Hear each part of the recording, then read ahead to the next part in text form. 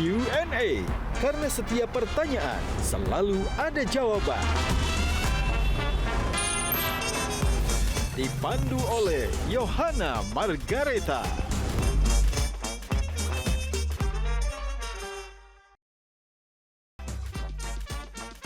Panelis kita hari ini.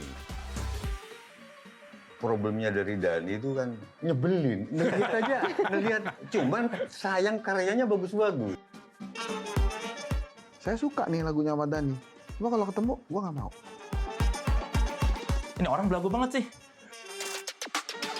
Ngomong, semua boleh nyanyi lagu saya tanpa izin. Terus tiba-tiba dia nggak bisa nyanyi. Dapat duit dari mana dia? Kepada penyanyi-penyanyi ya, jangan cuma belajar tambah-tambahan dan kali-kalian.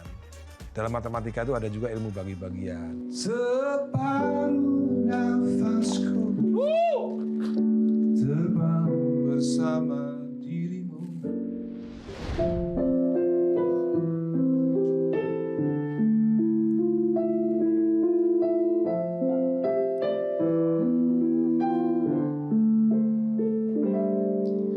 Aku bisa membuatmu jatuh cinta kepadaku meski kau tak cinta kepadaku. Beri sedikit waktu.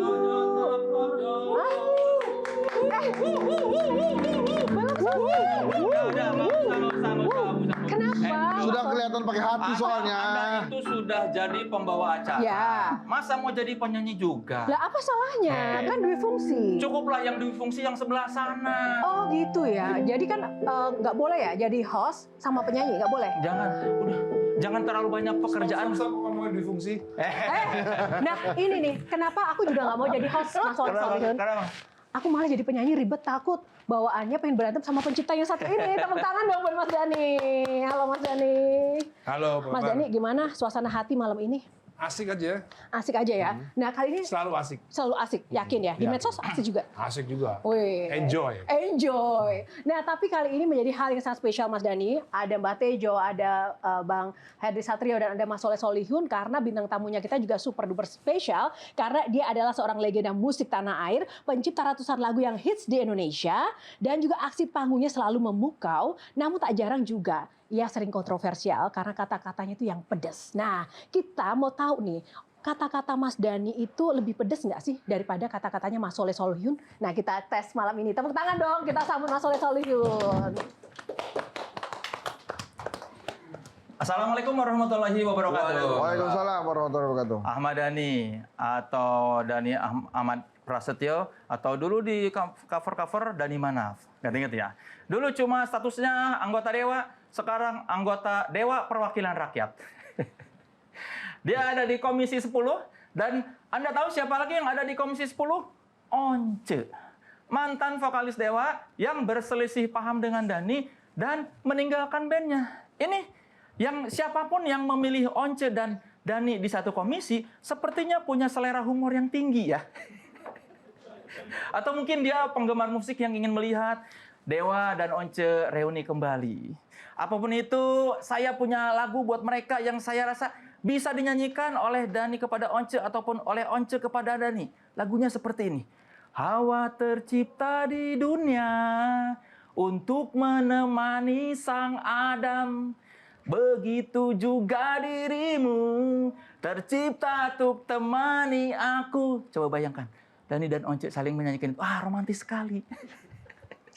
Mohon maaf ya kalau suara saya jelek, jangan dimarahin, dan saya juga belum minta izin sama penciptanya, jadi mudah-mudahan tidak dimarahin. Karena belakangan ini yang sebelah saya ini nih, di media terlihat marah-marahin dan ngata-ngatain penyanyi. Agnes Mo dimarahin, dikata-katain. Judika, Ariel, semua aja nih dikata-katain sama yang satu ini nih. Padahal yang menurut saya sebagai pencinta musik, pencipta dan penyanyi itu seharusnya semestinya satu hati. Lebih parah dari aku. Itu free jazz namanya, improvisasi. Dan ini juga belakangan rame dan membuat kita heboh karena pernyataannya ketika rapat Dia memberikan usulan soal pembinaan sepak bola dengan cara mengawinkan wanita-wanita Indonesia dengan pemain bola dari luar negeri. Itu sebuah usulan yang sungguh membuat kita bertanya-tanya, ide macam apa ini? Sungguh out of the box. Apakah ini bercanda ataukah memang itu ya membuat kita khawatir. Tapi saya rasa ketika sedang rapat berlangsung, Dani itu sedang ingin bercinta. Saya Soleh Solihun. Assalamualaikum warahmatullahi wabarakatuh. Tanggapi dulu dong Mas Dani. Kenapa yang di mana mau ditanggapin? Itu tadi roastingannya. Itu roastingan itu? Ya. Kurang pedes ya? Kurang. Lebih pedes Mas Dani ya? Iya, kurang. Kalau dia makan bukan roasting, marah beneran. Kalau saya kan harus nyari lucunya. Kalau dia makan nggak perlu nyari lucu. Yang penting orang sakit aja. Mas Dani, tapi Mas Dani menyadari nggak sih status-status atau pernyataan Mas Dani yang kontroversial bahkan cenderung pedas ke siapapun, even itu penyanyi atau dalam konteks ini lagi isu hak cipta ini disengaja dengan sadar atau natural begitu aja. Jadi, atau ada titipan sebenarnya untuk natural membuat aja, onar? Natural aja sih sebenarnya. Jadi saya tuh suka ya kalau mereka yang nggak kenal saya lama ya mungkin nggak kurang paham ya. Tapi kalau mereka yang kenal saya itu lama, misalnya teman-teman SMA atau anak-anak Dewa 19, ya Ari Lasso, Andra kan udah kenal lama. Ya memang begitu itu saya gitu. Saya itu responsif, cepat responsif apa ya. Bukan sumbu pendek. Bisa juga sih sumbu pendek.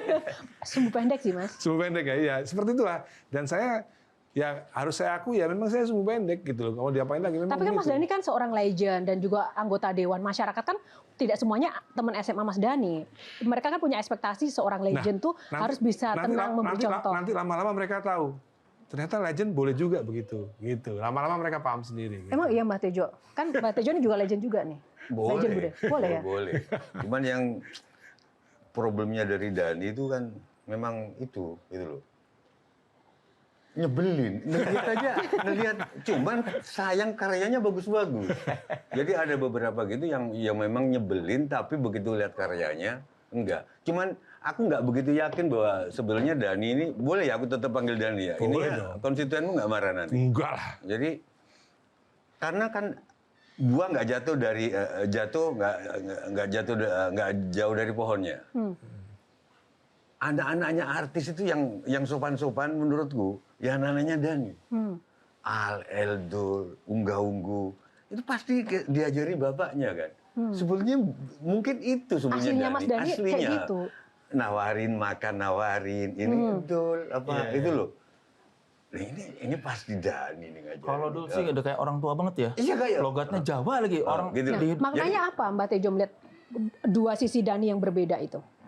Mungkin karena dia memang mau nyari masalah, nyari dari Once dengan aku kan dekat juga sama Once. Saya kan udah jelasin tadi ya sebelum bahwa saya itu sebenarnya nggak pernah cari masalah sebenarnya. Tapi kalau masalah itu ada, saya nggak pernah lari. Makanya tadi saya barusan menemukan kata-kata hari ini.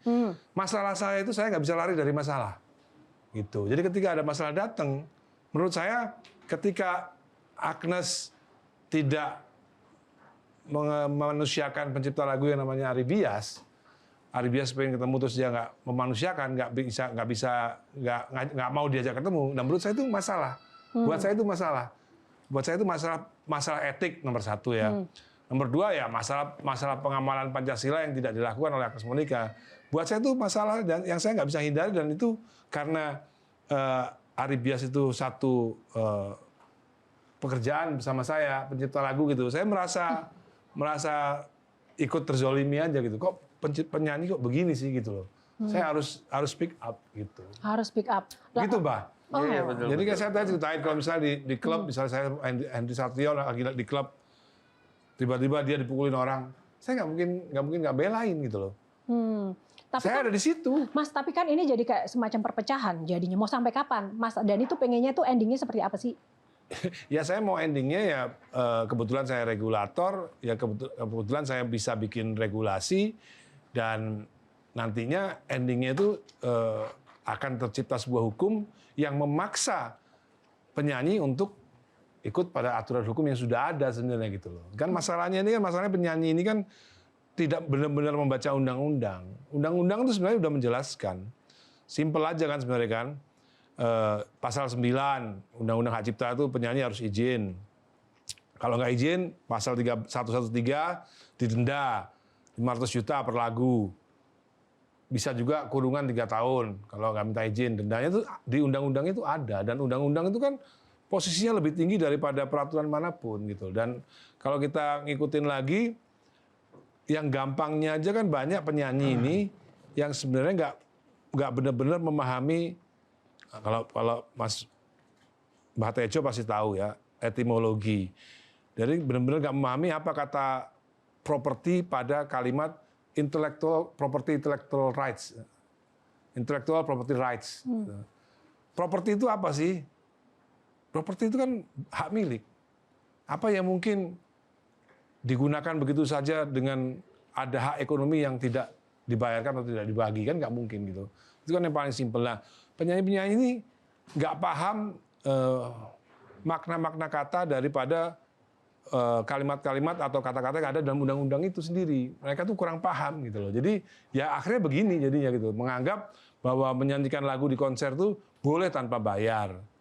Terus boleh tanpa izin, yang penting bayar misalnya begitu kan. Nah, padahal sebenarnya yang ada di undang-undang itu kalimatnya nggak begitu. Nah, yang saya bikin kesel lagi, mereka ini isinya baru setengah, tapi sok ngomong di media gitu loh. Sok ngomong di media dan sok kebebasan ya boleh berpendapat. saja, saya juga berhak dong untuk nyemes kan boleh juga. Oh, memang Iya pengen dong. nyemes ya? Iya dong. Kalau mereka isinya setengah terus ngomong di media seolah-olah ngerti, ya saya semes. Kenapa gitu. nggak diajak ngumpul Nggak mau, bareng? nggak mau. Saya udah tunjukin Sudah. tadi kan. Saya udah WA Once, udah WA Arman. Ayo kita ngumpul-ngumpul yuk.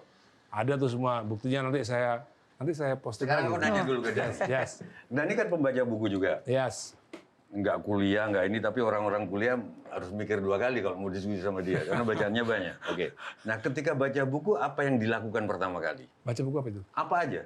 Ketika tahap pertama apa yang dilakukan? Pertanyaan.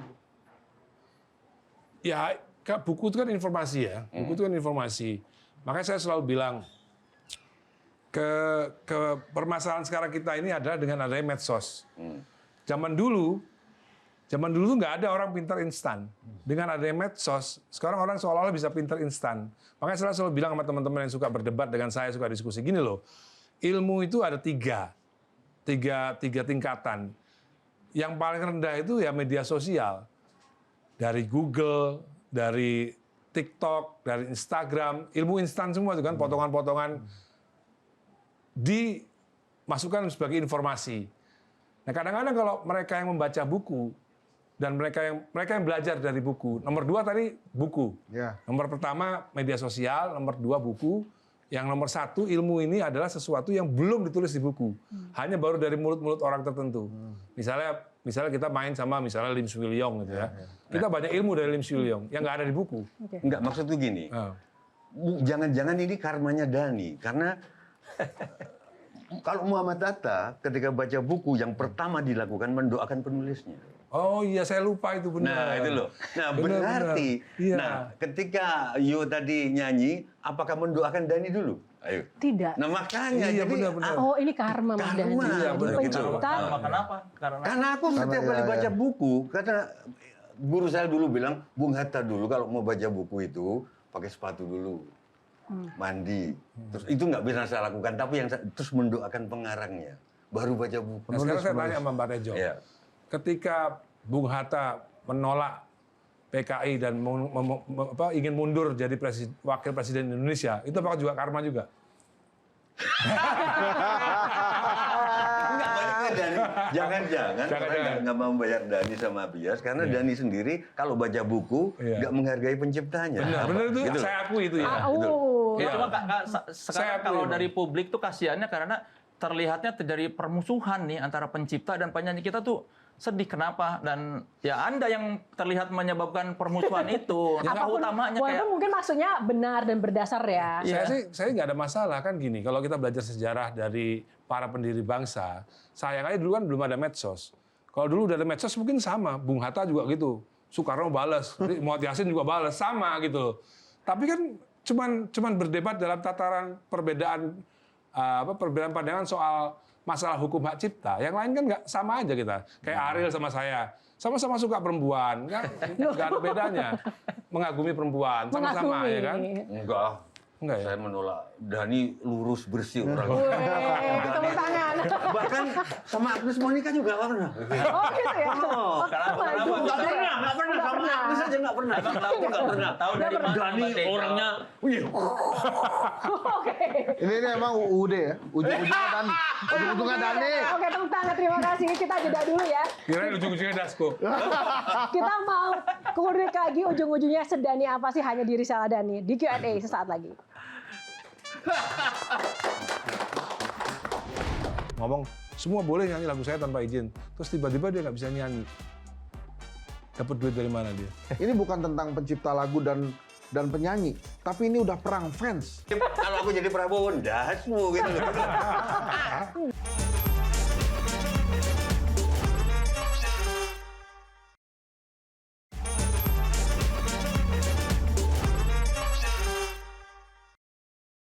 Ya, kembali di Q&A masih bersama Ahmad Dhani, legenda musik kita. Mas Dhani, tadi kan sudah dibahas di sebelumnya ada pertikaian ya, seolah-olah pertikaian antara pencipta dan musisi yang lagi menghangat seperti itu. Nah, proses hukum dari Agnes Monica dan gugatan ke MK juga sedang berjalan. Seandainya Mas dimenangkan, Mas Dhani mau apa?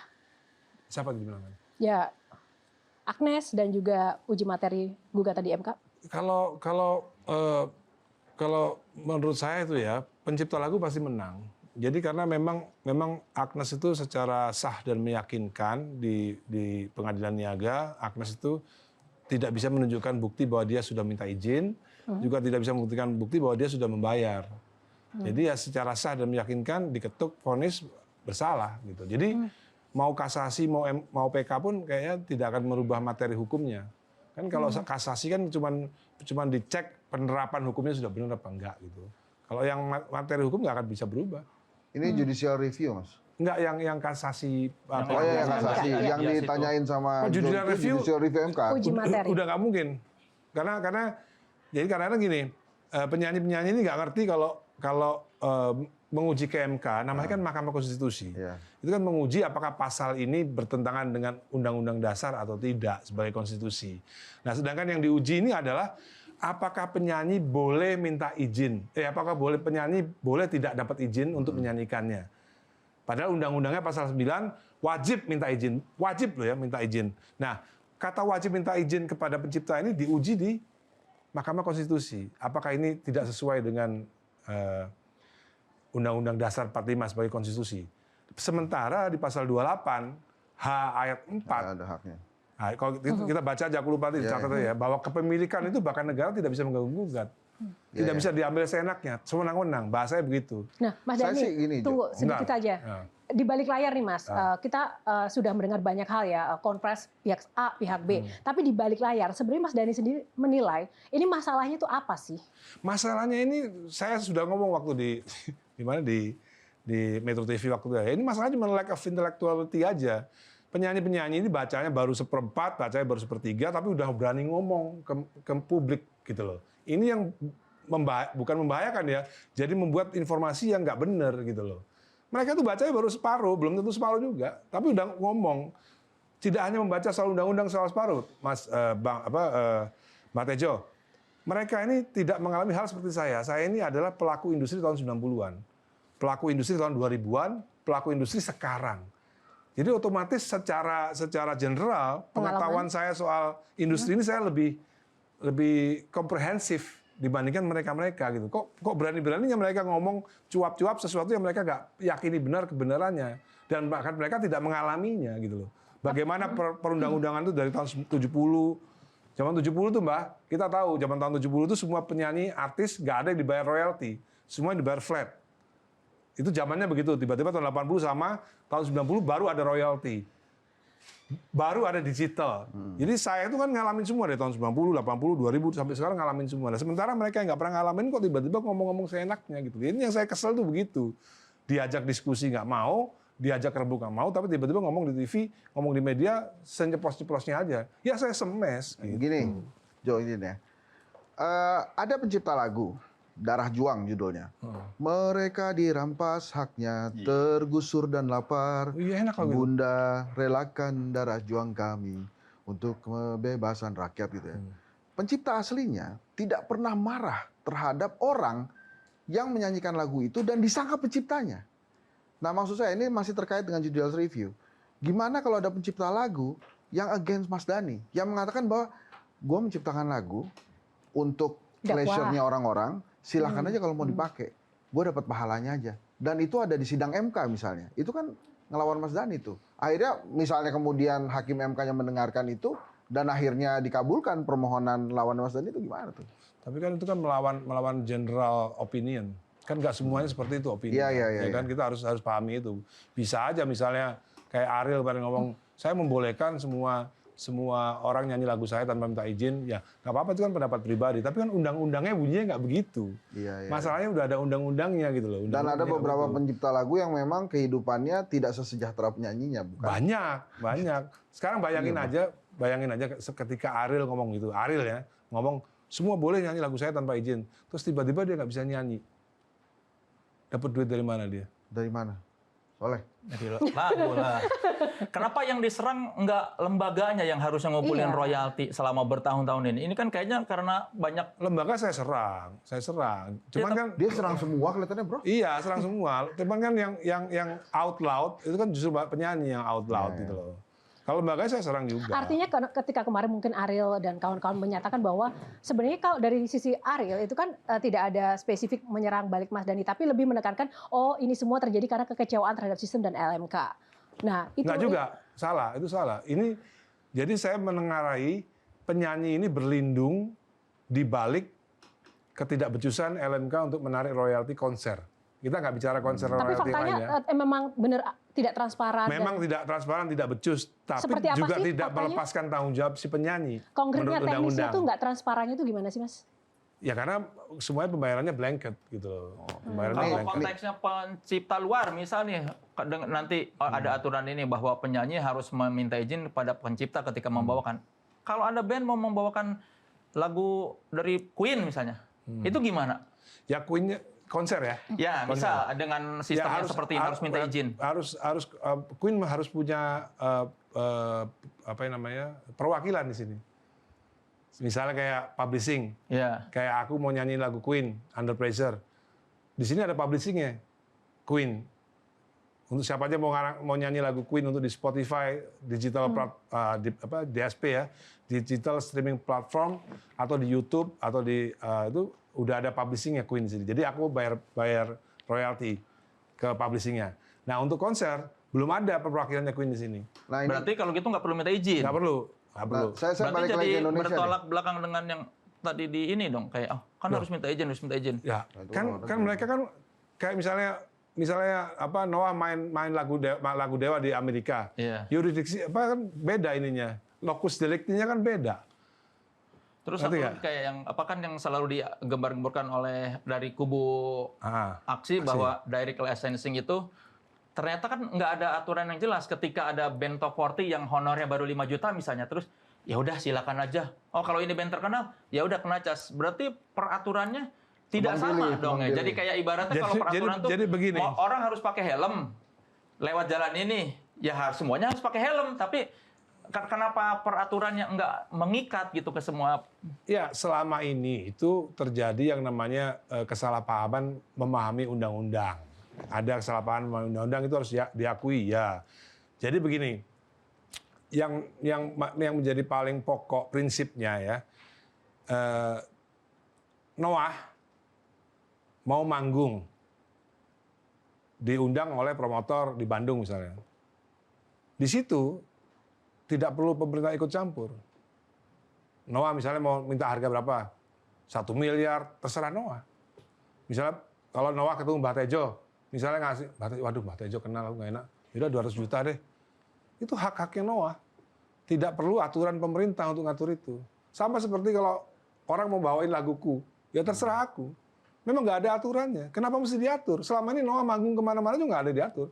Ariel, Agnes Monica ke Holy Wing misalnya. Minta berapa Agnes sekali main? 500 juta. Emang pemerintah ngatur? Nggak ada aturannya. Kalau misalnya Agnes mau main ulang tahunku, Nas kamu main di ulang tahunku ya.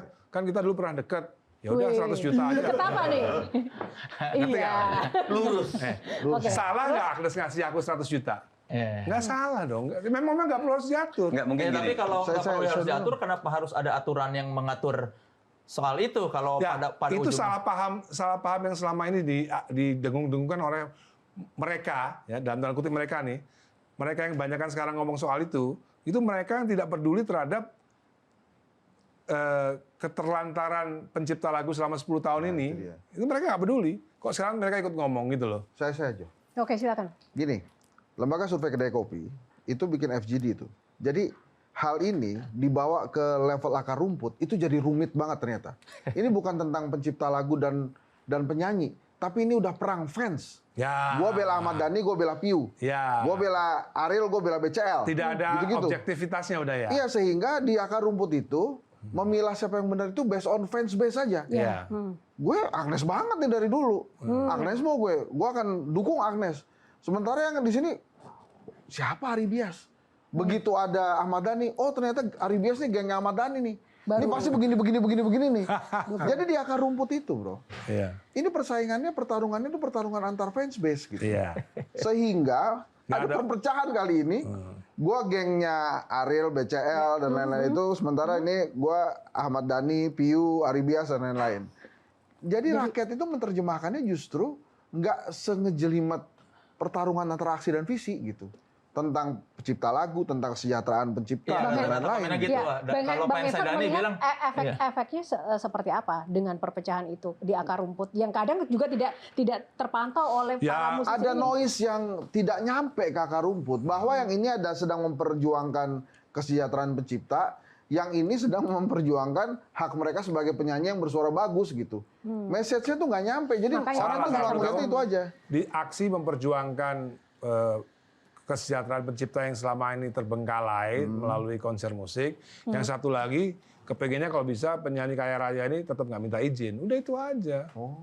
Gitu. Kalau gini sebagai anggota dewan ya, siapa tahu untuk edukasi juga. Siapa tahu ini juga rumitnya karena tradisi. Dan aku yakin tradisi bisa diubah. Contohnya Ignatius Yonan itu dengan kereta kayak gitu, penuh gitu, seolah-olah tradisi ternyata bisa diubah. Nah tradisi kita disebut aja itu udah seneng. Ya. Apalagi di wayangan misalkan. Kinarto Sabdo itu membuat lagu, aku nggak sebut pencipta, membuat lagu 400-an. Dia dapat bintang Mahaputra di situ. Lagunya yang Anglia numpak perahu layar, itu dipakai di mana-mana. Bahkan kadang-kadang dalangnya nggak nyebut.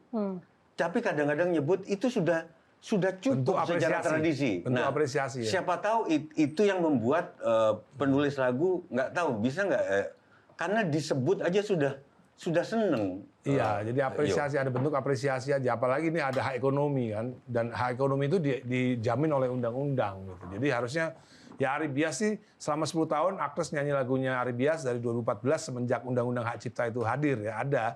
Dari 2014 sampai 2024 Agnes dan manajemen itu nggak pernah bayar sepeser pun atau minta izin sekalipun kepada Ari Bias gitu. Yang bisa terekam video cuma 3 video kan.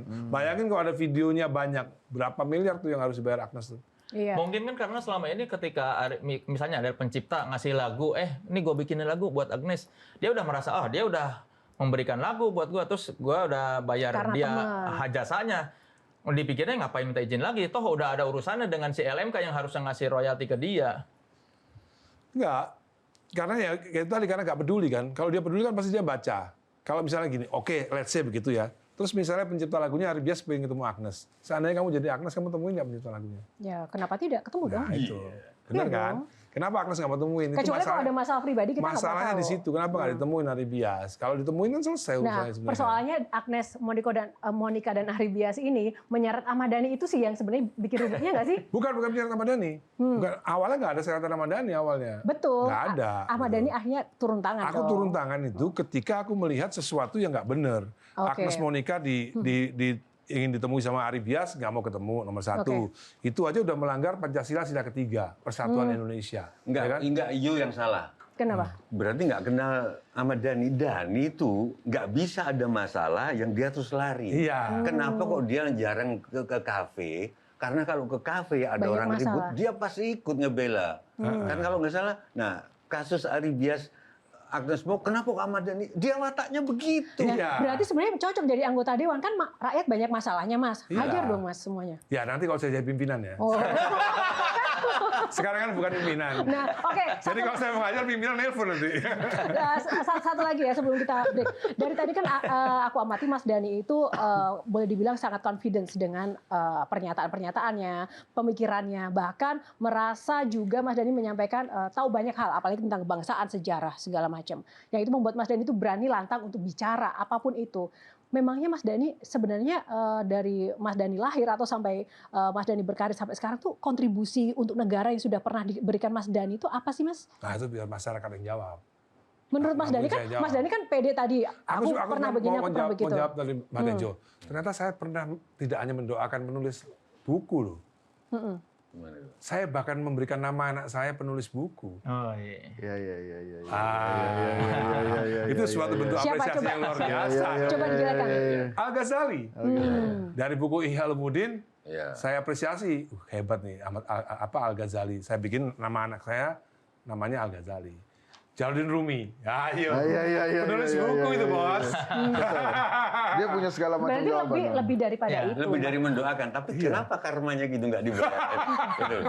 Tapi kembali kontribusi apa sih Mas yang Mas Dhani yakin sudah Sebenarnya kontribusinya diberikan? menurut saya tuh ya national character building. Menurut saya begitu. Menurut saya karakter saya ini oke banget. Gue boleh nggak protes sama pertanyaan Aku protes, aku termasuk. Aku nggak boleh ada pertanyaan itu. Aku dulu yang protes.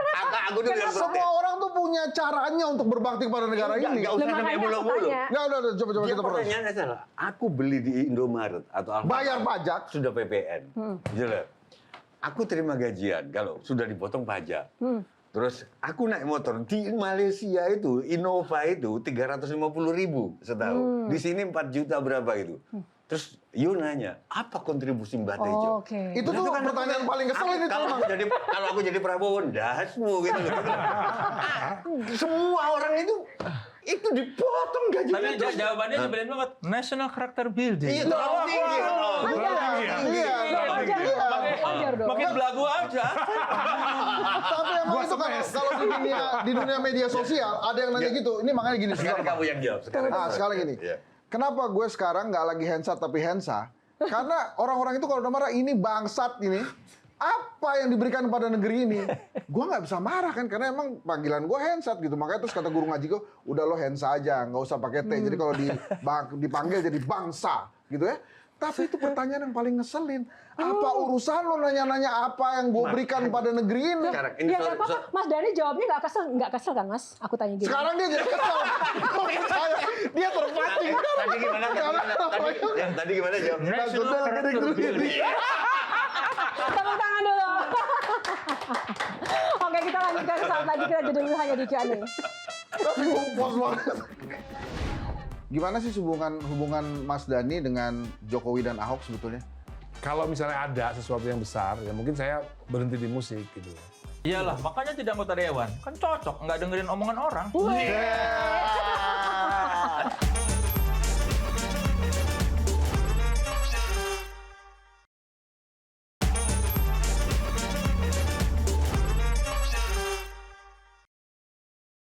Ya, kembali di Q&A. Gimana? Masih panas? Panas. Pertanyaanmu salah.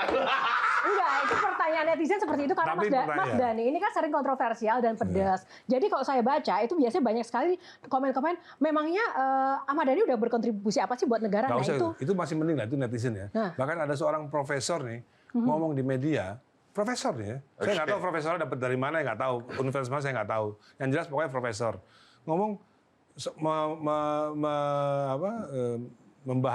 menjawab soal aku yang ngomong soal PSSI itu loh, timnas ya kan, naturalisasi. Yang menurut saya itu bahasanya sebenarnya adalah genetic development sebenarnya ya. Terus profesor ini kenapa dia tidak membahas kalau memang nggak setuju? Kenapa dia nggak membantah argumen dengan argumen gitu loh? Membantahnya dengan sentimen misalnya kan. Ahmad Dhani itu siapa sih yang milih kok jadi anggota DPR? Itu kan sebenarnya kan sentimen kan. Kenapa mesti jawabnya gitu ya? Jawab argumen dengan argumen dong. Bahkan seorang profesor di Indonesia aja bisa kayak gitu juga, apalagi netizen gitu. Mas Dhani, statement netizen apa yang pernah bikin Mas Dhani itu kepikiran dan bikin baper? Ada nggak? Enggak ada. Sama sekali? Sama sekali nggak Yakin? ada. Yakin. Masa sih? Iya. Sebaja itu mentalnya seorang Dhani? Sebenarnya iya. Iyalah, makanya jadi anggota dewan. Kan cocok, nggak dengerin omongan orang.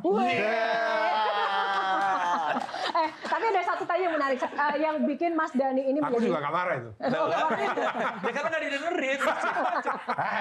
Ada yang spesial dari Mas Dhani itu kan kehadiran putra-putrinya ya. Nah, kalau yang 3 putranya tadi kan Al-Eldul ya, itu kan identik dengan nama-nama Islami begitu ya Mas Dan Dhani ya. penulis buku. Penulis Dan buku. penulis buku gitu. Sangat spiritual begitu. Kenapa nggak kasih namanya tuh dari dunia musik sih Mas Dhani? Itu ada doa atau ada... Pertanyaannya salah juga nih sebenarnya. Nih. Kenapa? Ya urusan saya lah. Kan pengen tahu. Urusan saya lah. Ya klise ya, klise. Nama itu kan doa. Nama itu doa. Tahun 90-an waktu Al lahir tahun 97, 99 L, terus apa? Dul tahun 2000 ya. Saat itu memang saya lagi getol-getolnya ngefans sama tasawuf gitu loh. Ini loh. Terus Iya.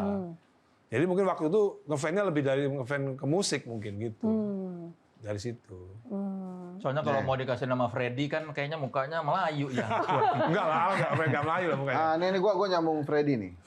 Untuk urusan musik di nasional, Ahmad Dhani legend lah tadi kan. Kata Jo yang katakan gitu dan gua juga mengakui itu. Untuk internasional, sejauh mana Ahmad Dhani berkiprah di dunia musik internasional? Gua dengar ada kerjasama sama Brian May dan lain-lain. Ini nyambung Freddy tadi, Freddy Brian May, nyambung ya. Gitu. Itu kalau di ada apa sih internasional tuh sebetulnya? posisi Mas Dhani Kalau di internasional gimana? ini saya kan belum tahu posisi saya di 2029 ini mau ngapain ya. Kan 2029. 2029 mau ngapain kan belum tahu. Jadi 2025 sampai 2029 ini memang saya lagi fokus di musik. Enggak, maksudnya 2029 itu pengaruhnya dengan langkah sekarang tuh apa Mas? Ya bisa jadi kalau ada sesuatu yang besar di 2029. Misalnya dicalonkan jadi presiden gitu. Ya kejauhan lah kalau presiden. Oh, oke. Bekasi aja gagal kan. Oke, terus. Jadi kalau misalnya ada sesuatu yang besar, ya mungkin saya berhenti di musik gitu loh. Di 2029. Makanya kesempatan saya untuk berkiprah di internasional itu hanya tinggal 2025, 2026, 2027, 2029 kesempatannya. Dan sebenarnya di tahun 2005 ini kan ada konser tuh, lumayan. Sebelum menuju ke Brian May yang tadi bilang itu, mudah-mudahan Brian May sehat dan mudah-mudahan Brian May panjang umur. Nanti menuju ke sana. Setiap tahun tuh Dewa 19 mau bikin konser yang berskala internasional. Nanti tahun yang udah kemarin kan udah tuh All Star. Yang kedua nanti tanggal 6 September 2025 Dewa nanti akan berkolaborasi dengan Billy Sheehan dan Eric Martin. Dewa, Billy Sheehan dan Eric Martin konser. Lalu nanti Dewa dengan John Wayne dari band English. Nanti tahun 2000 di show yang sama, di hari yang sama nanti Dewa juga berkolaborasi dengan Gary Sharon dan Nuno Bettencourt. Itu di konser yang sama. Menurut saya itu untuk Indonesia sebuah milestone yang lumayan. Tinggal diterusin oleh generasi muda berikutnya. Kok tumben Mas Dhani bilangnya lumayan, biasanya langsung keren, hebat. Lumayan lah. Karena malu dia ada musisi luar negeri yang lebih. Gitu ya Mas? Enggak, sebenarnya pertama kali band lokal yang berkolaborasi dengan band Amerika. Nah pertanyaan yang menarik sebenarnya bukan itunya. Tapi tadi Mas Dhani sempat bilang bahwa kalau ada sesuatu yang besar saya akan berhenti di musik. Padahal ini seorang Ahmad Dhani loh. Karirnya begitu panjang dan selalu produktif. Nggak sayang Mas meninggalkan musik demi politik. Jadi intinya lebih suka politik atau musik sebenarnya? Oh, dia anggota dewan kemarin nyanyi. Di rapat dewan nyanyi. Biar dijawab dulu. Kalau Mas Dhani gimana? Ya kalau saya memang saya kan memang bapak saya kan memang politisi kan nggak banyak orang tahu bapak saya kan anggota DPR. Jadi kalau saya jadi anggota DPR sebenarnya wajar aja. Bapak saya juga anggota DPR kan. Tapi meninggalkan musik gitu. Nah, karena kata Prabowo 2030 Indonesia bubar. Oh, enggak dong. Makanya harus ada saya. Oh, gitu ya. Amat. Enggak beneran. Beneran itu akan bisa terjadi Mas Dhani meninggalkan musik. Ya bisa kalau ada sesuatu yang penting banget Apa yang ya. Mas Dhani inginkan sih? memangnya Mas Dhani itu pengen dikenal jadi apa atau cita-citanya ke depan tuh Loh, apa? cita-cita saya pasti politik, udah pasti udah. Dari dulu tuh politik. Iya, kan saya ke musik ini kesasar aja sebenarnya. Kesasar aja begini ya. Tepuk Iya. tangan dulu dong buat Dhani. Emang kesasar ya?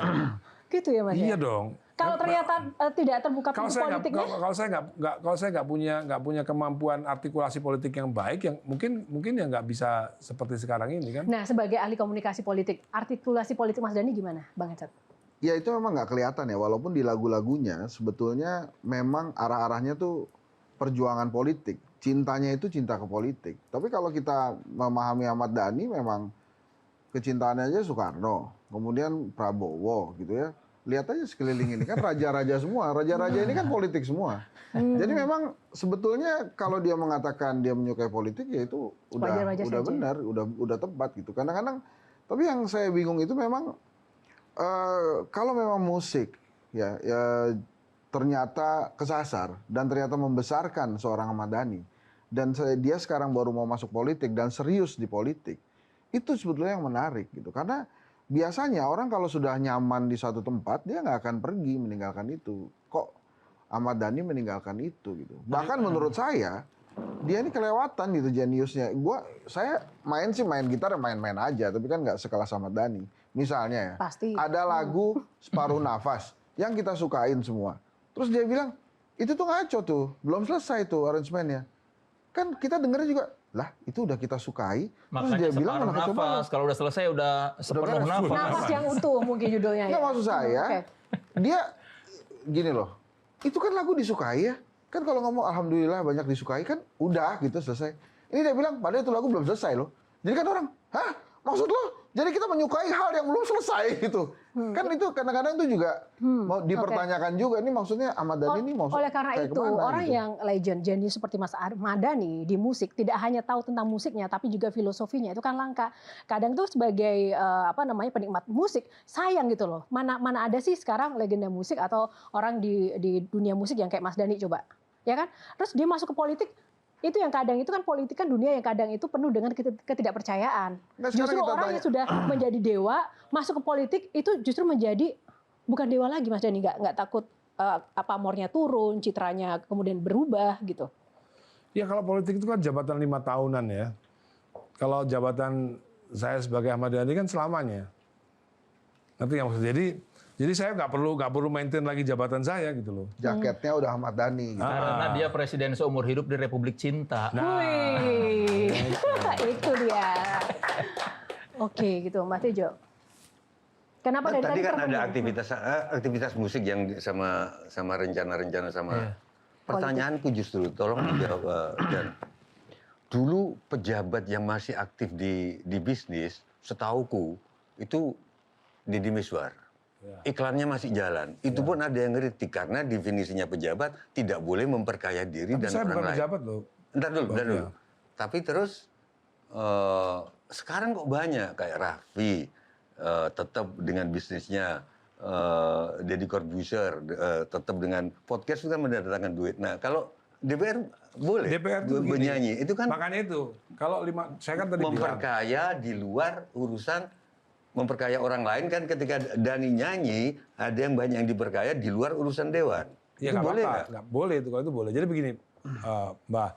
Jadi saya itu kan tadi bilang bahwa 2029 kalau ada sesuatu yang lebih besar, artinya kalau sesuatu yang lebih besar itu saya nggak jadi DPR, ya kan bukan DPR. Karena kalau DPR itu kerjanya itu di pagi hari, siang, dan sore, gitu. Jadi kalau di DPR itu rapat paripurna jam 9.30, selesai jam 11.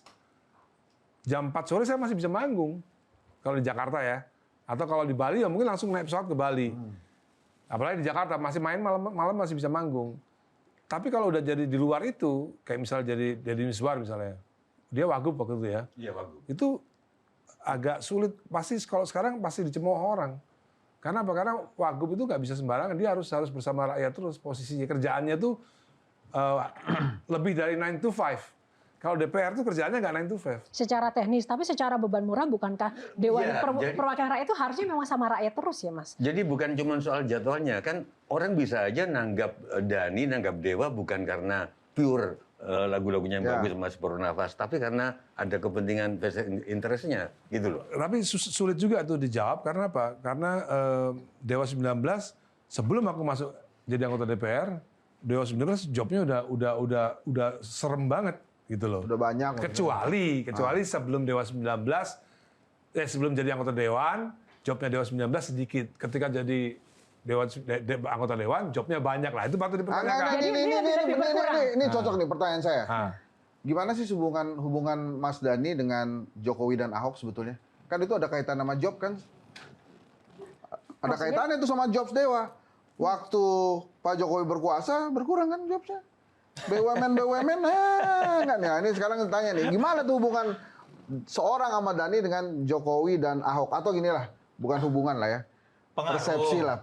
Persepsi Ahmad Dhani terhadap Jokowi dan Ahok gitu. Sebenarnya kan waktu itu kan Partai Gerindra kan oposisi.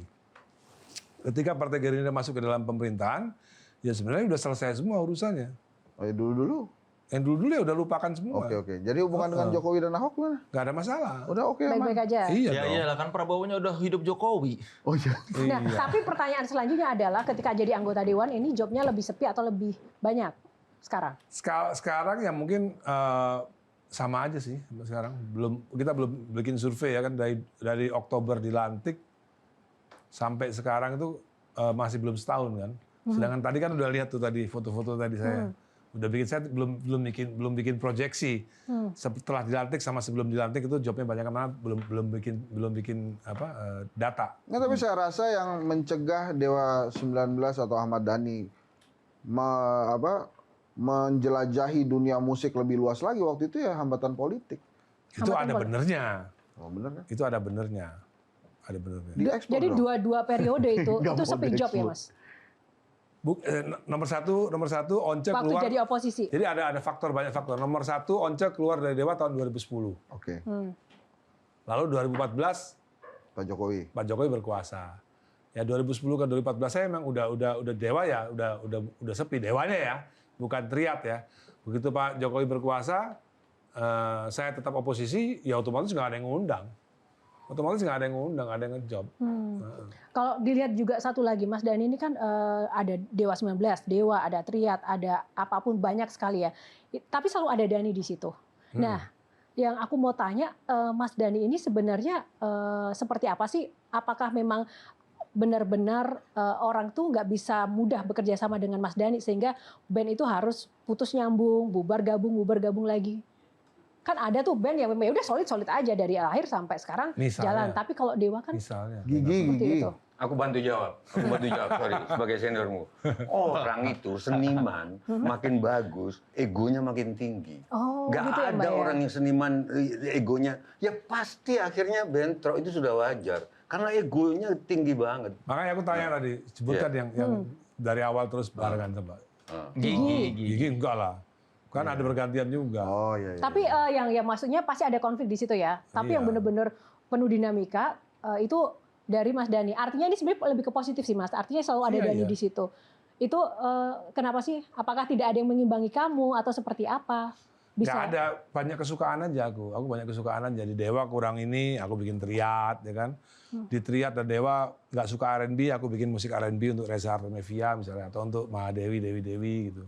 Aku suka pop yang ngepop banget, ya aku bikin The Virgin dan lain-lain. Jadi kesukaanku banyak aja gitu. Jadi idealisme loyalitas terhadap sebuah grup, tim itu seperti apa posisinya kan Mas? semua itu berdinamika kan. Ketika Once merasa egonya tinggi, dia mau keluar dari Dewa, ya kan? Aku mau bilang apa? Kan yang minta keluar kan Once. Gitu. Jadi ya kita ya udah Once keluar ya akhirnya adanya Triad. Kalau dalam grup yang paling sering bikin konflik susah diajak bicara siapa? Sebenarnya Dewa tuh nggak pernah ada konflik yang beneran. Sama Once juga nggak pernah berkonflik. Cuman tiba-tiba dia Once minta keluar aja. Dia juga nggak pernah menjelaskan apa alasan keluar, juga nggak pernah Karena menjelaskan. kalau melihat karakter Mas Dhani ya, kalau di permukaan gitu Mas, apapun masalahnya kayak Dhani penyebabnya, ya nggak sih? Kesannya begitu, kesannya. Gini, gue mau mendalami tadi seni dan politik ya. Tadi mohon maaf nih, Mbah Tejon ini mungkin tolong ditambahkan. Gara-gara pengalaman Mas Dhani misalnya seni dan politik, sekarang itu banyak banget seniman yang nggak mau ikut-ikutan masuk ke politik secara terang-terangan. Misalnya ada temennya Soleh nih, Siapa? maju ke Pilgub. Temen artisnya kan banyak. Cuma pada saat dia maju ke Pilgub, gue nggak deh bro, gue nggak ikut-ikutan. Sorry ya, lo sendiri aja gitu, silakan. Kenapa? Karena takut. Mereka menjadikan seni ini ladang uang untuk mendapatkan atau mencari nafkah. Jadi pada saat ada orang masuk ke politik dan beresiko, mereka menarik diri. Itu bedanya seniman-seniman lain dengan jaket yang sudah dimiliki oleh Ahmad Dhani. Dia santai aja. Pencipta iya, pemusisi iya, penyanyi juga kalau dia mau bisa. Multifungsi, bukan lagi difungsi Oposisi ya. juga. Nah, oposisi juga. Jadi maksud saya mau minta pendapatnya teman-teman bertiga nih yang seniman semua. Bagaimana sih sebetulnya, kenapa kemudian seni itu tidak klop dengan politik dan kelihatannya tuh ada batasan yang tidak boleh dimasuki oleh seorang seniman ke politik. Yang kayak Dhani kan dikit. Yang kayak Dhani dikit. Satu Batejo? dua kayaknya. Oke. Itu sebenarnya tahun 70-an pernah di bidang sastra.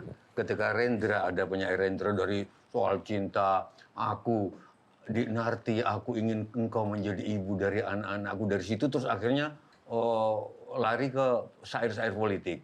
Itu memang dikucilkan, dianggap itu bukan puisi, itu pamflet. Sampai Rendra akhirnya bilang gini, tolong di komen. Aku mendengar suara jerit hewan yang terluka. Ada seseorang memanah rembulan, sementara ada anak burung terjatuh dari sangkarnya. Kira-kira Rendra mau ngomong di antara hiruk-pikuk politik yang memerlukan kehadiran seorang penyair, penyair malah ngomong soal bulan, ngomong gitu loh, dan mungkin maksudnya. Jadi saya makin mengerti. Maksudmu ini kayak Rendra, Dhani. Bukan cuma itu. Jadi ternyata yang ditakuti oleh politisi itu bukan politikus, tapi penyair. Kenapa Wiji Tukul yang hilang? Karena syairnya. Kenapa yang dibenci Rendra? Karena syairnya. Dan jangan-jangan, kenapa Ahmad Dhani yang mesti dihalangi? Karena syairnya. Gimana? Mas Dhani merasa seperti itu nggak? Ya sebenarnya ketika saya di target untuk masuk penjara sebelum Pilpres 2019, ya dalam hati kecil saya sebenarnya saya sedih ya. Cuman dalam hati kecil ada kebanggaan. Penting juga ternyata saya untuk ditarget, gitu kan? Gitu kan? Ada nggak sih dalam hidup Mas Dhani yang membuat Mas Dhani itu takut? Kalau soal kebenaran, itu saya nggak pernah takut apa-apa kalau soal kebenaran. Ya. Kalau di luar kebenaran, Dan itu kan udah terbukti lah kalau soal itu. Itu di penjara bikin jadi lebih hati-hati nggak dalam bermedia sosial atau berucap di publik? Ya itu sekarang Instagram saya dipegang nyonya sekarang. Jadi saya nggak bisa sembarangan Instagram. Artinya dulu kalau yang belum tahu Mas Dhani tersandung kasus itu karena lebih kepada ada ujaran-ujaran kebencian, bukan karena ada kasus-kasus di luar itu. Itu ya, kan politik gitu. sebenarnya kan. Menganggap itu politik ya? Politik banget. Itu politik Ada yang ingin banget. menjegal seorang Ahmad Dhani? Itu udah pasti. Kan Udah ketika saya ditangkap, bukan ditangkap, ketika saya di BAP, yang BAP saya minta maaf. Maaf ya, ini mas saya perintah pimpinan gitu. Kalau sekarang ketika P21 masuk ke kejaksaan, jaksanya minta maaf sama saya. Maaf ya mas, ini laksanakan perintah aja gitu. Nah, kalau sekarang Dhani seberani ini dalam bersikap bertindak sebagai musisi, sebagai anggota dewan, ini merasa punya backup paling besar tuh siapa? Apa karena memang di partainya presiden? Nggak ada, karena backup saya itu Undang-Undang Dasar 45. Backup saya Undang-Undang Dasar 45 dan Undang-Undang Hak Cipta. Itu udah paling tinggi kan, paling tinggi Undang-Undang HAM, Undang-Undang Hak Cipta, Undang-Undang HAM, Undang-Undang Dasar 45, Undang-Undang Hak Cipta. Itu backup saya udah. Backup saya, nggak ada yang bisa ngelawan itu. Gitu. Mungkin aku pertanyaan ini mungkin karena aku kebetulan bawa wayang, dan ini sama-sama Bima, dan sama-sama Bima tokoh berpudara di dalam wayang. Dhani orang yang sangat suka seni rupa, album-albumnya Queen itu ditata rapi banget, ibu-ibu kalah rapinya. Satu-satu, anak-anaknya lebih dekat sama, mungkin yang nyebokin juga Dhani, lebih dekat. Nah, aku nanya, ini sama-sama Bima. Dhani suka yang mana? Ini. Ini. Ya, iya benar. Ketika dia belum mengurai rambutnya, ketika dia belum menggelung rambutnya, dia urakan begini. Ini yang dipilih. Ini sampai kapanpun Dhani akan seperti ini berarti. Iya. Urakan. Iya. Oke. Menjelaskan. Jelaskan. Menjelaskan. Jelaskan, Mas. Ya ini memang ini periode Bima ketika dia sudah bertemu Dewa Ruci. Jadi dia minta digelung. Sudah ini sebelum ketemu itu. Dan pada saat bertarung dengan Dewa Ruci begini. Iya, saat bertarung dengan naga. Jadi lebih urakan, lebih ya ini rambutnya. Jadi saya kira penjara Cipinang itu akan mengakhiri hidupmu. Ternyata enggak. Ternyata enggak. Oke. Tapi kalau dari sisi pewayangan, sosok Dani ini seperti siapa, Mbah? Seperti Bima. malah kalau ada Wisang Soalnya Geni. kalau di Dewa kan lagunya Arjuna tuh. Enggak, Bukan ya? anaknya Arjuna justru. Pisang geni. Siapa? Ini Wisang Geni. Oke, Ini oke. tokoh Wisang Geni, ini aku bikin sendiri dan Iya. itu bikin versiku. Tokoh yang Kresna aja takut karena ngomongnya pinter banget. Gitu. Kalau menurutku bukan Kesaktiannya aneh. kesaktiannya aneh. Menurutku dan ini Wisang Geni. Ini anaknya Arjuna. dari anaknya Dewa Api, dari Dewi Dirsanala. Salah satu sifat yang sangat mirip dari tokoh dan sosok ini apa, Mbah Tejo? Dia kalau sudah punya kebenaran, dia nggak takut ngomong sama Kresna aja dilabrak. Tapi kecuali hanya satu yang dia takut, Semar. Mungkin kalau di sini Gus Faiz mungkin. Dia nggak takut sama Gus Faiz, takut. Emang iya. Oke, baik, kita jeda dulu, sesaat lagi Kian yang akan kembali. Tepuk tangan dulu teman-teman panelis. Dan thank you. Ibu saya itu orang pertama yang beliin saya gitar. Ada nggak satu hal yang membuat Mas Dani itu menyesal begitu? Saya menyesal.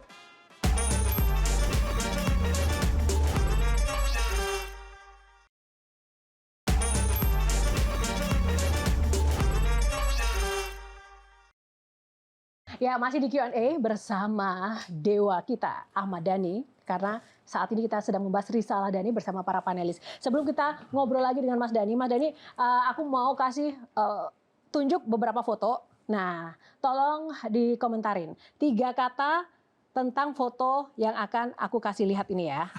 Nah, 3 kata. Kalau yang foto yang pertama 3 kata. Nah, ini foto yang pertama 3 kata. Cantik. 3 kata. Oke, cantik. 3 kata. Satu kan? 3. Satu. Yang kedua, cantik. Terus Bersuara merdu. suara merdu. Merdu. Terus 3. Terus energik. Energik. Positif ya. Itu kan aslinya begitu. Bolehlah berkontroversi, konflik. Tapi ternyata baik juga komennya Mas Dhani. Oke. Mbak Tejo kenapa senyumnya agak beda? Ya enggak. Oke ya. Tadi foto yang pertama. Nah, sekarang memilih Sintayong atau Patrick Kluivert. Pilih yang mana? Patrick. Kenapa Mas? Alasannya?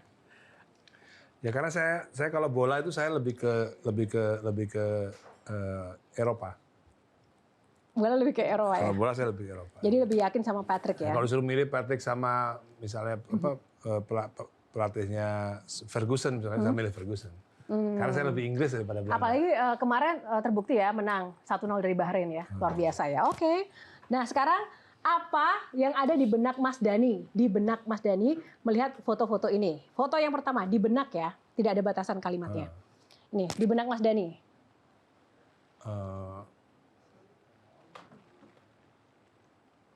Idola politik nomor 1.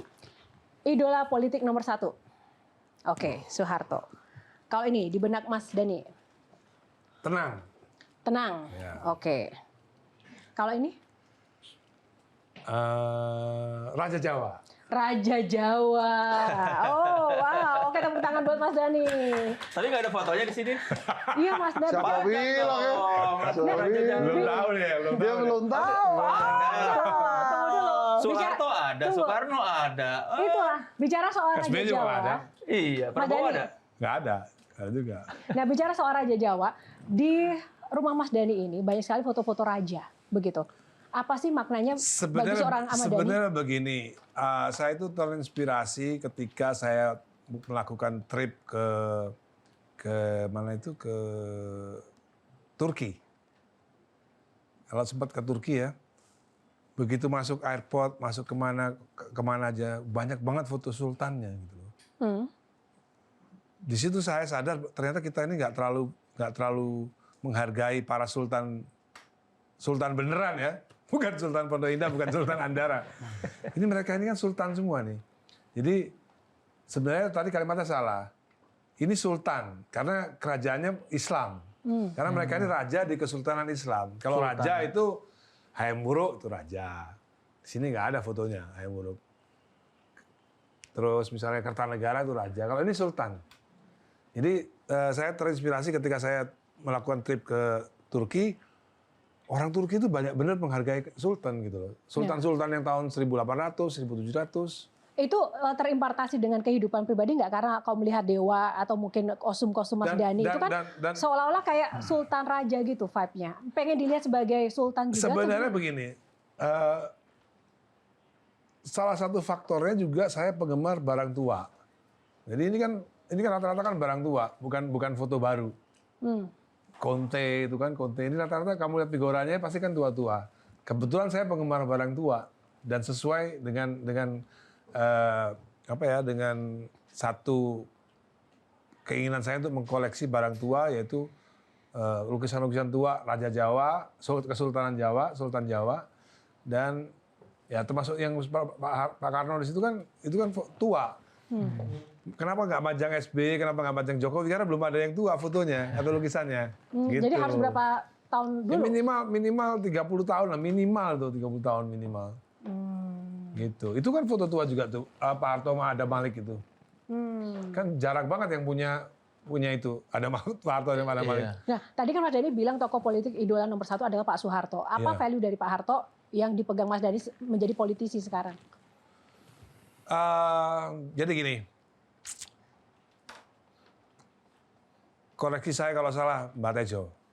Menurut saya presiden yang, jadi gini, di dunia ini ya, ada presiden yang masuk kategori philosopher king.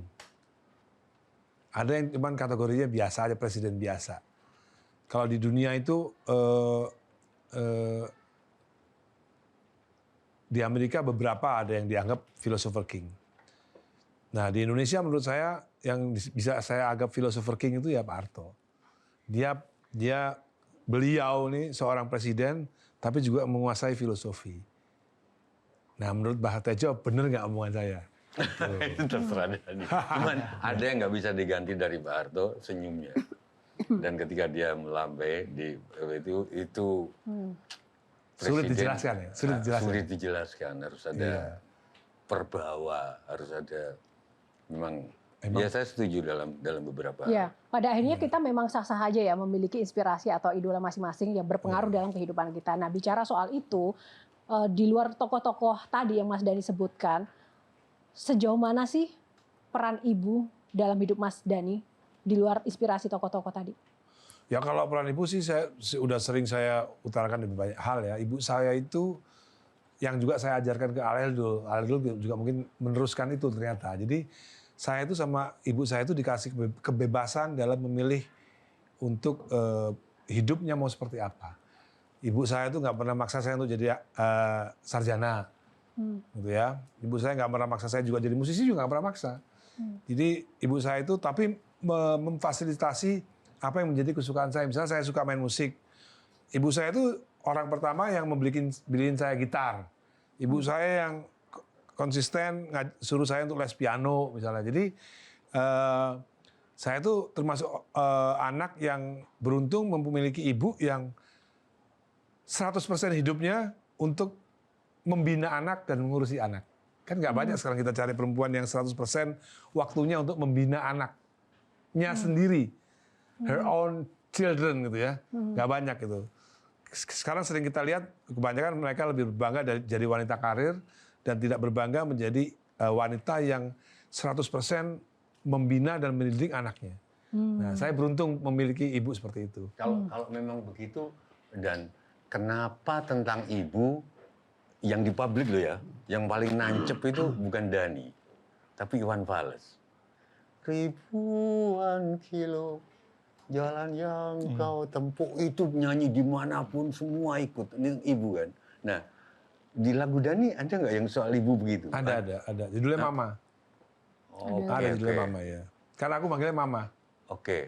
Jadi ada aku di album Triad tuh ada lagu judulnya Mama. Oke. Nanti boleh jadi credit title tuh. Oh, Mama ya. Nah, Mas Dhani tadi kan nilai dan value dari Ibu kan luar biasa sekali. Artinya ada apa ya? Full time gitu kan sebagai full timer untuk mendidik anak. Nah, bagaimana kemudian sekarang menyeimbangkan ketika Mas Dhani dan juga istri juga sama-sama di DPR? Jadi sebelum itu boleh nggak nyanyi secuplek aja? Aku belum pernah. Yang lagunya gimana ya? Ada handphone nggak? Boleh nggak? Boleh pakai handphone nyanyi. Yang Mama, soal Mama. Mesti pakai Mama. Boleh. Aku liriknya agak Boleh, lupa boleh. kayak. Mesti pakai handphone coba. Ada nggak handphone? ini. Triad Mama. Oke. Triad Mama. Pakai handphone, aku pakai handphone. Jadi nadanya pas. Nah, ada ininya, ada enggak? Music. Bisa ya. Dapat nggak? Dapat nggak ininya sinyalnya, wifi-nya? Kalau nggak handphone gue aja, handphone gue siapa yang megang tadi ya? Nih. Mama. Ada. Mama. Bukan dong, itu lagu beda. Itu Mana yang bunyi dulu? Mana yang bunyi dulu nih? Yang bunyi mana? Oke. Iya susah nih. Ini gue pakai wifi loh. Tuh, di belakang tuh handphone. Ada. Oh iya. Ini. Ntar, HP gua aja nih pasti dapat. Bisa. Ini nih ada nih. Beda. Mama. Oh iya. Nih. Nih.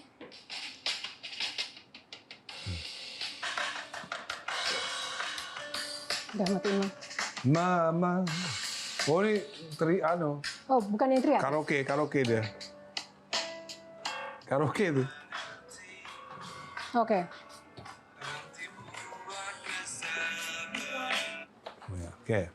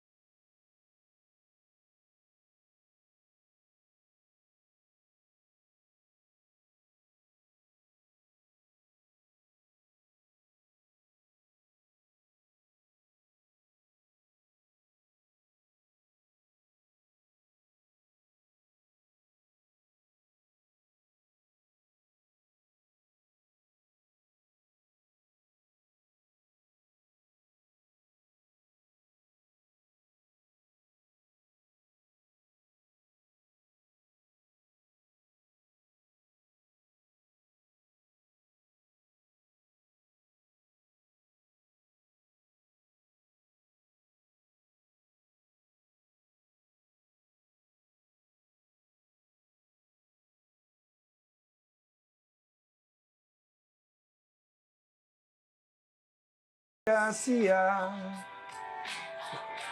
apa yang Mama dulu pertahankan untuk keutuhan kita semua. Mama, aku bisa rasakan perihnya jalan hidup yang sudah kau tempuh untuk tetap bisa menjaga keutuhan rumah kita. Mama, terima kasih atas jalan hidup yang Mama tempuh untuk terus jalani bersama kita sampai sekarang. Thank you. Ini lebih personal sih. Lebih personal. Oke, thank you. Berarti lebih pribadi ya? Iya, Oke. pribadi ya. Nggak umum. Oke. Nggak umum.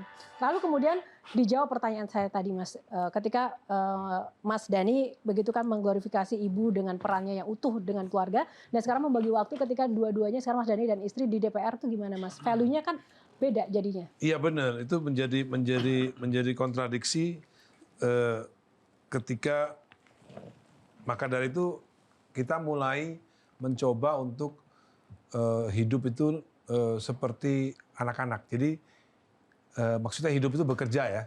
Jadi jam kerjanya itu sesuai dengan anak-anak. Misalnya anak-anak sekolah jam 8, jam 7. Ya kita juga bekerja, kita juga keluar rumah jam segitu. Jadi kita mulai konsekuen, mulai sore jam 4 udah harus pulang ke rumah. Hmm. Gitu. Itu yang kita sedang perjuangkan ya. Nggak mudah memang. Karena di Jakarta ini kan semua meeting biasanya jam 6, kadang-kadang jam 8. Nah itu saya lagi mencoba untuk membuat sebuah ekosistem keluarga di antara teman-teman Dewa maupun di antara, kalau bisa latihan band ya, kalau bisa jalan malam. Kalau bisa latihan band ya anak sekolah. Gitu. Jadi ketika anak-anak pulang sekolah itu udah benar-benar kita benar-benar waktu kita untuk anak-anak gitu. Dan itu nggak gampang di Jakarta, tuh nggak gampang. Tapi kita udah mencoba itu. Dan itu sebenarnya bisa. Jadi meeting semua ya di bawah maghrib, di atas maghrib udah nggak ada kegiatan udah. Itu benar-benar untuk keluarga gitu. Nah, kalau boleh dibilang hidup Dani yang dulu sampai dengan sekarang ini apakah sudah cukup seperti yang Dani impikan atau Dani inginkan sampai titik ini, Mas? Sebenarnya Dari sisi kebahagiaan menurut Dani. jadi gini, jadi saya itu orang yang punya filosofi hidup itu nggak banyak punya angan-angan. Jadi saya nggak pernah punya banyak angan. Jadi kalau misalnya anak saya nggak jadi apa-apa pun ya saya nggak kecewa. Jadi saya punya filosofi hidup itu, saya kalau punya saya nggak banyak angan-angan dalam hidup nih, terutama keluarga ya. Jadi kalau ada beberapa yang tidak tercapai, ya nggak apa-apa karena saya juga nggak terlalu punya angan-angan seperti itu gitu. Jadi menurut saya apa yang terjadi saat ini ya itulah semua hal terbaik yang harus saya syukuri. Gitu. Ada nggak satu hal yang membuat Mas Dani itu menyesal begitu dalam hidup? Nggak ada. Nggak ada. Nggak ada. Ada satu sih. Apa? Saya menyesal nggak punya khayalan menjadi musisi internasional. Gitu. Jadi khayalannya waktu itu cuma jadi musisi Indonesia aja. Sampai sekarang? Sampai sekarang, ya gitu. Seandainya waktu itu punya khayalan jadi musisi internasional, jangan-jangan saya sekarang jadi musisi internasional. Gitu. Tepuk tangan buat Mas Dani. Bisa makanya jangan lupa selalu berkhayal. Penting itu. Oke, karena waktu kita sudah habis, mungkin Mas Soleh Solihun boleh memberikan closing statement buat Mas Dani, harapan atau mungkin pesan, bahkan pertanyaan singkat juga nggak apa-apa. Saya mau sedikit menyimpulkan aja ya. Kayaknya dari obrolan kita bisa ambil kesimpulan bahwa seorang Ahmad Dhani itu seorang pemberani ya. Kita tahu dari zaman dulu dia berani menghadapi FPI. Ketika orang-orang takut, dia berani. Terus setelah di penjara pun ternyata tidak membuat dia lebih berhati-hati, tetap berani. Dan dia bilang tadi masalah seorang Ahmad Dhani adalah dia tidak lari ketika ada masalah kan. Iya. Berarti itu menunjukkan bahwa seorang Ahmad Dhani itu berani. Dan gara-gara keberaniannya menyuarakan apa yang ada di isi hatinya, kita kadang sebel sama dia. Ini orang belagu banget sih. Padahal dia hanya mengatakan apa yang dianggapnya benar. Dan itu sebuah keberanian. Tidak berpikir bahwa apakah opini saya akan diserang orang atau tidak. Ya sudah, dia berani menyuarakan saja. Ketika ada kasus hak cipta, dia paling berani, paling lantang menyuarakan. Ini yang benar, ini yang salah. Dan keberanian itu yang saya rasa membuat seorang Ahmad Dhani sekarang bisa. Dia salah seorang musisi yang eksis di politik, tapi tidak membuat ditinggalkan penggemarnya. Kalau kita lihat Baladewa tidak yang lantas menghujat, wah nggak seru nih masuk ke partai. Plat merah. Iya, tidak lantas dicap sebagai musisi plat merah. Saya lihat kok ini Baladewa baik-baik aja. Itu ya, salah satu menurut saya keberhasilan seorang Ahmad Dhani ya itu karena dia berani dan dia ya tadi dia berani bilang bahwa ketika 2029 tidak ada lagi yang menarik atau ada yang lebih besar, dia akan meninggalkan semua ini. Hal yang sedang membesarkan dia. Dia masuk ke politik padahal dewa masih di atas gitu, bukan dewa sedang di bawah. Itu kan sebuah keberanian juga.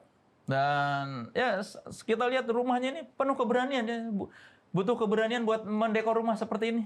Kalau malam-malam sendirian, kalau malam-malam sendirian, kalau bukan orang yang pemberani ini, serem ini rumah.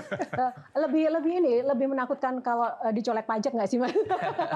Ya jadi untuk keberanian Ahmad Dhani kita beri tepuk tangan dan semoga saja keberanian ini ada di jalan yang benar ya. Kita lihat ya, jangan sampai dia kira benar saja tapi ternyata benar-benar ya. Karena kan Thanos aja berani tapi kan ternyata dia jahat ya.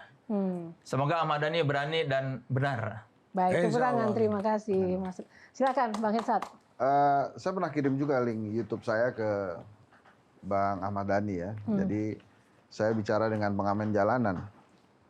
Dia bilang begini, kan saya nanya, kalau ketemu Ahmad Dhani mau ngomong apa? Karena dia sempat sebut tuh Ahmad Dhani. Nggak mau ngomong. Kenapa? Saya takut. Makanya saya jadi nggak suka sama Ahmad Dhani.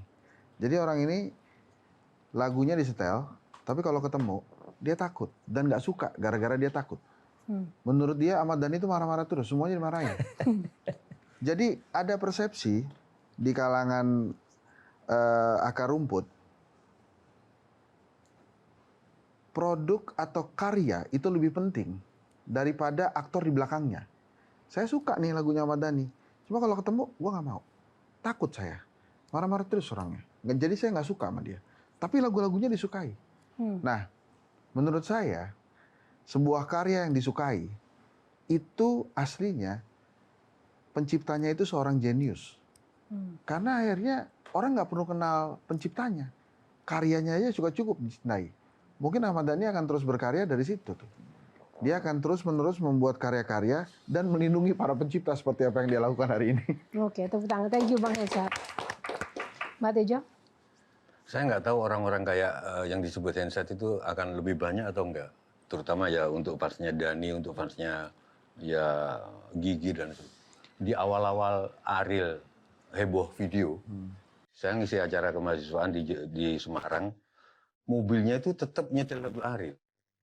Kita tanya, kamu tetap nyetel lagu Ariel? Bukannya Ariel lagi heboh dia lebih berkarya daripada agamawan. Jadi karya. Nggak tahu anak-anak, aku yakin tambah banyak dan anak-anak begitu. Lebih menghargai karya. Nah terakhir buat Dhani, sesuai pesanmu,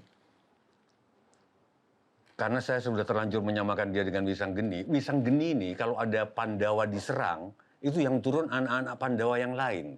Gatot Kaca yang bisa terbang. Ontoseno yang bisa jalan di laut. Atau Antareja yang bisa ambil bumi. Kalau ada musuh dia yang. Tapi kalau musuhnya itu musuh yang jadi-jadian, spiritual, dunia spiritual, jadi-jadian, dia baru turun. Dia memimpin kakak-kakaknya Arjuna, Gatot Kaca ada di bawah pimpinan dia. Kalau musuhnya itu penjelmaan dari Bathara Kala atau Bathara Durga. Pertanyaanku, jangan-jangan Dhani belum turun tangan soal pagar laut. Dianggap belum penjelmaan dari. Jangan-jangan Dhani nggak turun tangan soal duifungsi. Dianggap itu masih masalah ece-ece. Belum penjelmaan dari Bathara Durga atau Bathara Kala. Karena kalau aku kadang-kadang mandi loh, aku nggak sengaja bahwa ini ternyata ada gunanya. Kamu Wisanggeni, dan Wisanggeni hanya turun ketika musuh itu bukan musuh fisik biasa. Sair-sairnya itu tadi. Nah berarti di fungsi sebentar lagi undang-undang Polri. Kalau Dhani nggak turun, dianggap masih ece-ece. Gitu. Nah, berarti harus kita tunggu komentar dia. Jadi memang sekuat itu ya, berpengaruh itu. Kalau Sosok tapi Ahmad kan belum Dhani pimpinan itu. katanya. Belum pimpinan tadi dia bilang. dia nggak mimpin apa-apa. Oh iya. Dia nggak mimpin, dia di atas angin. Gunawan Muhammad itu sangat suka sama Wisanggeni. Yang memimpin pemberontakan petani itu Wisanggeni. Tapi terhadap sesuatu yang sifatnya udah spiritual. Sekarang ruang-ruangnya penuh spiritual yang kurang perawatan dikit aja nyamuk nggak apa ini gitu loh. Tapi Lalu Mas Tejo tadi kata harapan Dhani Mbak Tejo juga dan ini. keinginan Mbak Tejo dengan Mas Dhani apa? Saya akan menyaksikan. Kebetulan saya juga dekat sama Bang Faiz, gurunya dia. Kalau Dhani belum turun tangan, berarti mungkin belum spiritual ini. Mas Tejo, tapi tadi Dhani di awal bilang UUD, ujung-ujungnya Dasko. Oke, Bukan ujung-ujungnya tapi ujung-ujungnya Dasko. Iya tadi. Oke, baik. Terima kasih teman-teman panelis. Kalau Mas Dhani sendiri silakan closing statement. Dan yang kedua, ada dua hal Mas Dhani, closing statement. Yang kedua, ada yang ingin Mas Dhani sampaikan melalui forum ini kepada rekan-rekan penyanyi yang lain terkait dengan bagaimana ke depan untuk kita bisa mengatasi sama-sama secara damai masalah hak cipta ini untuk persatuan Indonesia gitu. Silakan. Rumit banget ya. Saya ini orangnya simple gitu, simple kalau nggak suka ya nggak suka, kalau nggak bagus ya nggak bagus, kalau nggak cocok ya nggak cocok gitu ya. Jadi Yuni Shara nasihatin aku, kamu kan sekarang udah anggota dewan, buat dirubah kayak caranya. Saya tuh tersiksa kalau tidak menjadi diri sendiri, gitu loh. Kenapa menjadi anggota parlemen tuh kok harus merubah diri sendiri gitu loh. Aku nggak sanggup merubah diri sendiri, itu nggak sanggup aku. Aku ya sampai kapanpun ya begini. Dari temanku SMA paham lah, dari zaman SMA aku ya begini. saya ya begini, sampai kapanpun ya saya begini, nggak akan berubah gitu. Kalau nggak suka ya nggak suka. Kalau kamu kurang ajar ya tak semes, gitu aja. Pesannya? Pesannya Pesan dan harapan Mas Dhani? kepada penyanyi-penyanyi ya jangan cuma belajar tambah-tambahan dan kali-kalian. Dalam matematika itu ada juga ilmu bagi-bagian gitu. Tunggu. Pesan untuk generasi muda. Soalnya ada ahli matematika soalnya. Ada ahli matematika. Enggak, tapi enggak sebut kurang-kurangan. Jadi cuma soal bagi-bagian aja. nggak sebut Mungkin karena kurang-kurangan. para penyanyi itu bilangan prima. Jadi bilangan yang habis oleh dirinya sendiri. Bilangan prima. Ya. Oke, buat pemirsa dan generasi muda, Mas Dhani, sebagai legend Indonesia nih. Jangan lupa terus belajar sejarah dan cintailah Indonesia dengan belajar sejarahnya. Jangan cuma di permukaan aja mencintai Indonesia, saya cinta Indonesia, saya Pancasila dan lain-lain, tapi nggak paham soal apa itu Indonesia. Jadi pelajarilah selalu apa itu Indonesia. Gitu. Tepuk tangan buat Mas Ahmad Dhani Prasetyo. Mas Dhani, terima kasih untuk waktunya bersama Q&A malam ini dan juga rekan-rekan panelis. Ini sangat menginspirasi dan juga bermanfaat buat kita semuanya. Tapi yang pasti Q&A akan selalu hadir dengan kisah inspirasi lainnya. Nah, sebelum kita tutup episode Q&A kali ini, boleh dong Mas Dhani sebaik dua bait. Untuk kita semuanya, sadong. Sadong Mas Dhani. Nyanyi dong. Iya. Kalau sekarang harus Mas Dhani, jangan kita Mas Dhani. Nanti rusak lagunya ya kan? Paruh nafas. Oke, separuh nafas ya. Separuh nafasku terbang bersama dirimu saat kau tinggalkanku,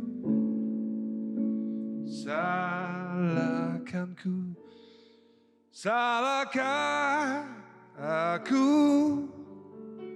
bila aku bukanlah seperti aku yang dahulu.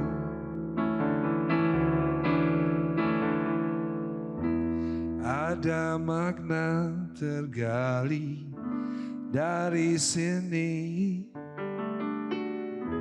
dari pertikaian yang terjadi. Langsung refnya. Thank you Mas Dhani. Jelajahi cara baru mendapatkan informasi. Download Metro TV Extend sekarang.